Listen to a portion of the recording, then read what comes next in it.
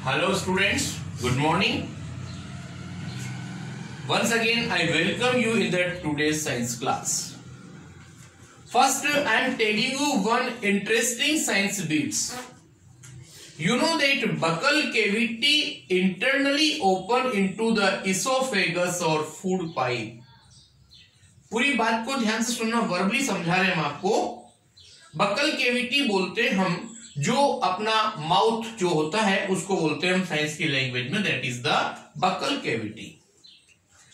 Please try to understand buccal cavity. Buccal cavity actual में mouth को बोलते हैं हम, और ये बक्कल केविटी जो ओपन होती है ना, तो वहां पर दो ओपनिंग्स होती हैं। आप कभी देखना जो नेक वाला रीजन होता है उसमें एक तो होती है इसोफेगस, मतलब कि ये जो आपका नेक वाला रीजन होता है उसमें एक साइड पर तो होगा आपका फूड पाइप और दूसरी तरफ होगा विंड पाइप। इतनी बात समझ आ रही है? एक तरफ विंड पाइप होगा, एक तरफ फूड पाइप होगा। फूड पाइप को बोलते हैं हम oesophagus. Please try to understand oesophagus. और इसका दूसरा नेम होता है ट्रेकिया।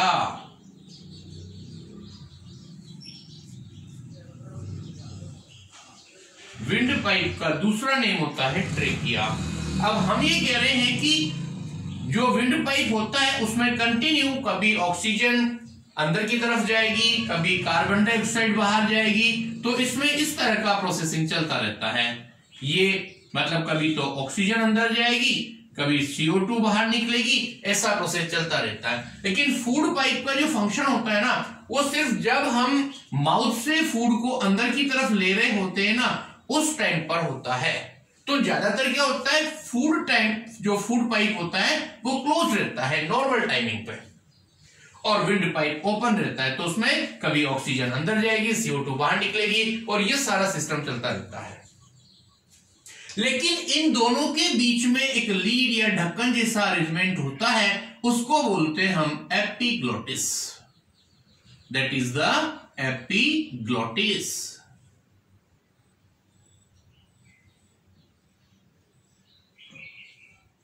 एपिग्लोटिस होता है ये। इसका क्लियर स्पेलिंग हम इधर लिख रहे हैं, ध्यान से देखना। That is the epiglottis.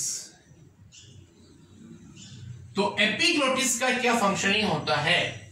Most of the time तो ये फूड पाइप को कवर किए हुए होती है।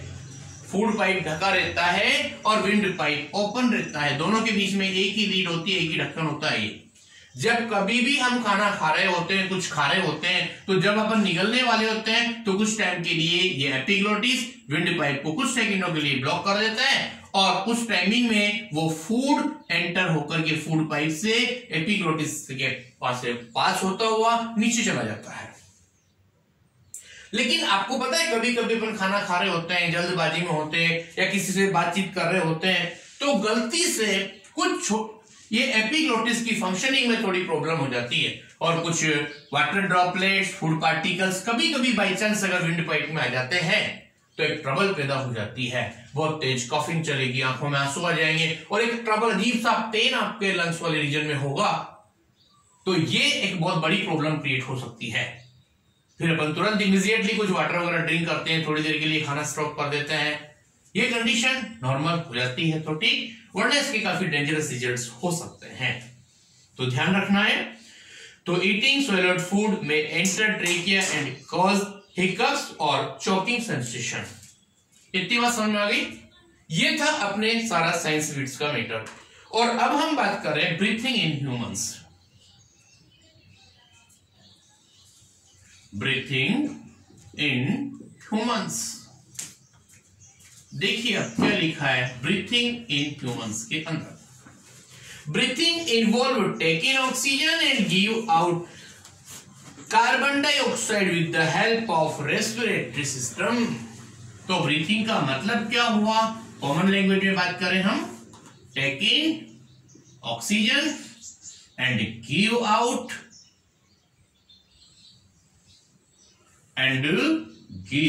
Out carbon dioxide.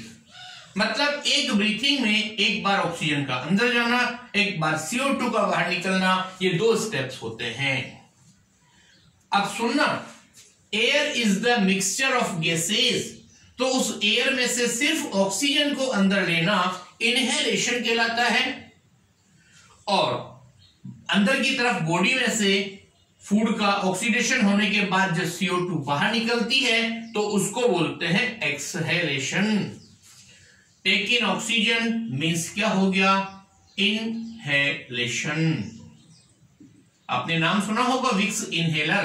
तो अंदर ब्रीथिंग, कभी कभी नोज चौक हो जाती है तो एक वो लंबी सी स्टिक जैसा कुछ होता है, उसको नोज में हम डालते हैं, अंदर की तरफ ब्रीथिंग करते हैं, तो अंदर सांस लेने को बोलते हैं हम inhalation. That is the take in oxygen. Oxygen लेने में ट्रबल आती है तब हम इनहेलर यूज करते हैं, जिससे चोकिंग क्लियर होती है और हम इजीली सांस ले सकते हैं, ब्रीथिंग कर सकते हैं।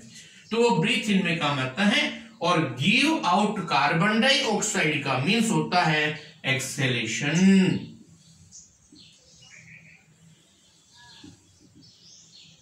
इसको बोलेंगे हम exhalation. Okay, so please remember, breathing means होता है 1 इनहेलेशन और 1 एक्सहेलेशन। एक बार सांस अंदर लो, एक बार बाहर निकालो, that is the 1 round of breathing. A breath involve 1 inhalation and 1 exhalation. The number of time a person breathe in a minute is called breathing rate. थोड़ा सा हमें इसकी लैंग्वेज में हम बात करें, 1 मिनट में, 1 सेकंड में जितनी भी बार हम ब्रीथिंग करते हैं उसको क्या कहा जाता है? Breathing rate. तो 1 मिनट के अंदर जितने टाइम हम ब्रीथिंग करते हैं वो ब्रीथिंग रेट कहलाती है। ब्रीथिंग रेट किसी भी ह्यूमन बीइंग की हर टाइम एक जैसी नहीं होती है, कभी इंक्रीज हो जाती है, कभी डिक्रीज हो जाती है, लेकिन normally when we are in the resting condition then it is the normal और एवरेज ब्रीथिंग रेट। अब ध्यान से सुनना, average breathing rate of human being, average breathing rate of an adult human being,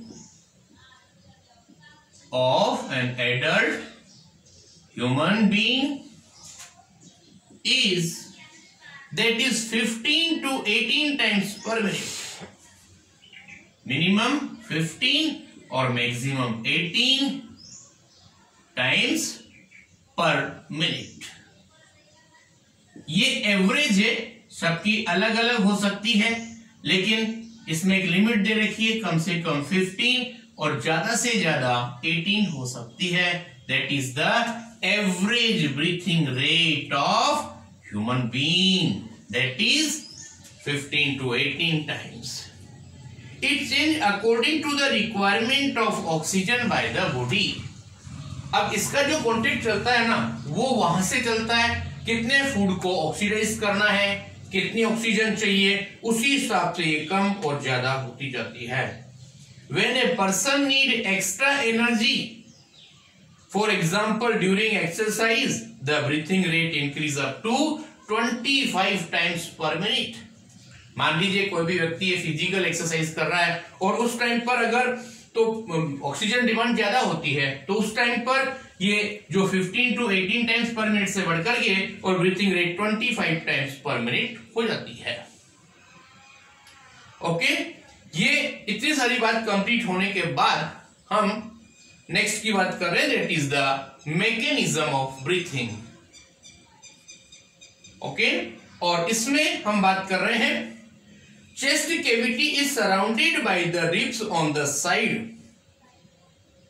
आपको पता है जो अपना ये मिड पोर्शन होता है, इसके दोनों साइड पर नीचे की तरफ, थोड़ा सा आर्म से नीचे की तरफ हम देखे हैं तो यहां पर एक बोनी स्ट्रक्चर दिखाई देता है बेटा, जिसको रिब केज बोलते हैं। रिब्स होती हैं ये, और इन रिब्स के अंदर बैलून लाइक जो लंग्स होते हैं वो प्रोटेक्टेड रहते हैं। अब ध्यान से सुनना, A muscular structure called diaphragm is present at the floor of the chest cavity. आप थोड़ा सा टच करके देखें हार्ड स्ट्रक्चर के जस्ट लास्ट में जो कर्व शेप का जो स्ट्रक्चर होता है उसको बोलते हैं हम डायफ्राम। इस कहां होता है वो? At the floor of the chest cavity. Breathing involve the movement of rib cage and diaphragm. तो ब्रीथिंग में क्या होता है? रिब केज और डायफ्राम दोनों को मूवमेंट होता है। सांस लेने की हम बात कर रहे हैं तो ब्रीथिंग में क्या होता है? ओनली द मूवमेंट ऑफ, उसमें दोनों के मूवमेंट का रोल होता है rib cage movement plus diaphragm movement. During inhalation rib move outward and upward. जैसे हम अंदर की तरफ सांस लेते हैं ना तो उस टाइम पर रिब्स जो होती है वो ऊपर की तरफ उठ जाएंगी आउटवर्ड होकर के और अपवर्ड हो जाएंगी, जबकि डायफ्राम जो होगा ना वो डाउनवर्ड हो जाएगा। उससे क्या होगा? The size of chest cavity increase. मतलब जैसे आपने अंदर की तरफ सांस लिया तो उसमें क्या होगा? रिब मूव आउटवर्ड बाहर की तरफ बढ़ेगी और ऊपर उठ जाएगी, जबकि जो डायफ्राम है वो डाउन हो जाएगा। इससे size of chest cavity increase हो जाएगी और रिजल्ट क्या होगा?